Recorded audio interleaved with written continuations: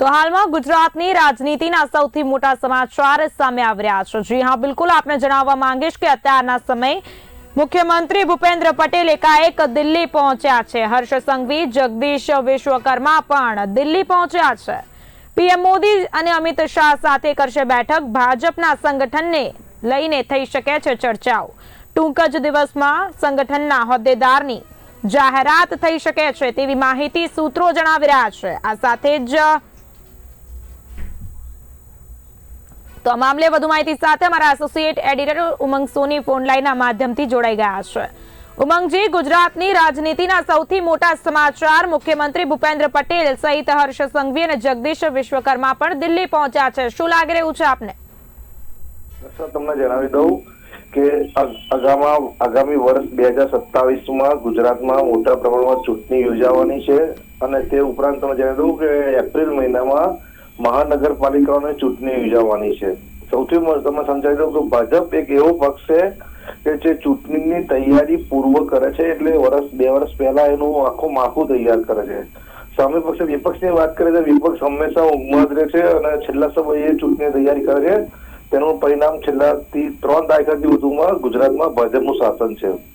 હવે આપણે આજની વાત કરી દઈએ કે ગુજરાત રાજ્યના મુખ્યમંત્રી શ્રી ભૂપેન્દ્રભાઈ પટેલ, નાયબ મુખ્યમંત્રી હર્ષ સંઘવી અને ગુજરાત પ્રદેશ પ્રમુખ જગદીશ વિશ્વકર્મા અચાનક દિલ્હી પહોંચ્યા, એટલે કંઈક મોટું કામ હોય તો જ આ ત્રણે નેતા એક સાથે દિલ્હી પહોંચે છે અને પીએમ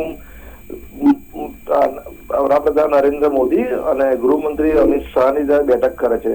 આ બંને નેતાઓને ગુજરાતના દેશના ચાણક્ય કહેવાય છે અમિત શાહને, અને તેમની જોડે સંગઠનની ચર્ચા કરે તેવી પૂરેપૂરી શક્યતા છે। કારણ કે થોડા સમય પહેલા જ જગદીશ વિશ્વકર્માની ગુજરાત પ્રદેશ પ્રમુખ તરીકેની વરણી થઈ હતી, ત્યારબાદ સંગઠનમાં કોઈ ફેરફાર થયા નથી। સ્વાભાવિક છે જે સુકાની નવો આવે તેની ટીમ તૈયાર કરતા હોય છે, એ પ્રમાણે CR પાટીલની જે ટીમ હતી અને ઘણા સમયથી જે સંગઠનમાં જે લોકો હતા તે CR પાટીલ જોડે વરણાયેલા હતા, હવે જગદીશ વિશ્વકર્મા આવ્યા પછી તે પોતાની ટીમ તૈયાર કરે સ્વાભાવિક છે, કારણ કે દરેક વ્યક્તિની કામ કરવાની પદ્ધતિ અલગ અલગ હોય છે, પરંતુ પરિણામ સરખું જ ભાજપ માટે લાવે છે। હવે તમને જાણી દઈએ કે આગામી એપ્રિલ મહિનામાં દેશના મહાનગરપાલિકાઓની ચૂંટણી છે, તે સૌથી મોટું ઇફેક્ટ ગણાય, કારણ કે વર્ષોથી મહાનગરપાલિકામાં ભાજપનું શાસન હોય છે અને એવું કહેવાય છે કે શહેરી વર્ગ ભાજપ જોડે રહેલો હોય છે।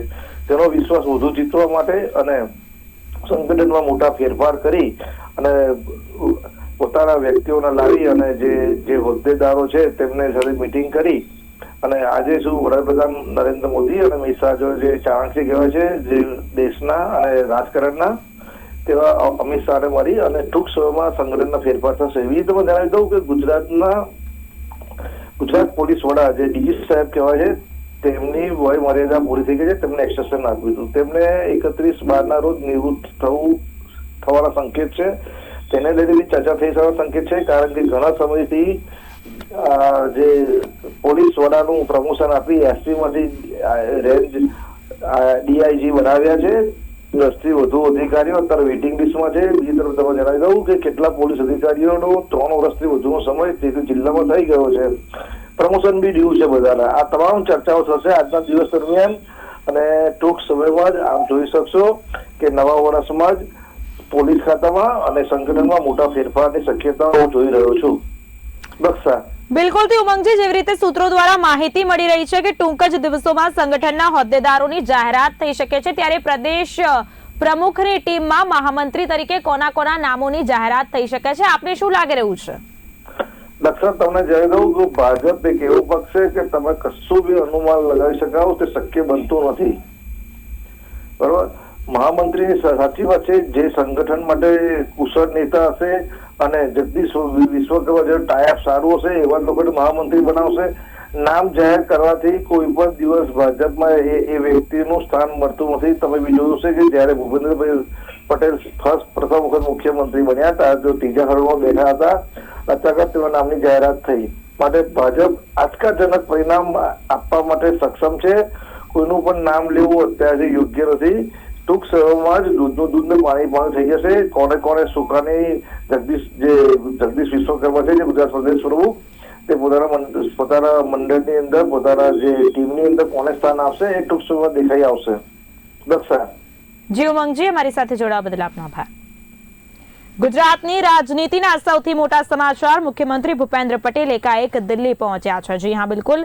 આ સાથે જ નાયબ મુખ્યમંત્રી હર્ષ સંઘવી અને પ્રદેશ પ્રમુખ જગદીશ વિશ્વકર્મા પર દિલ્હી પહોંચ્યા છે. પીએમ મોદી અને અમિત શાહ સાથે કરશે બેઠક. ભાજપના સંગઠનને લઈને થઈ શકે છે ચર્ચાઓ. ટૂંક જ દિવસમાં સંગઠનના હોદ્દેદારોની જાહેરાત થઈ શકે છે તેવી માહિતી સૂત્રોએ જણાવી છે.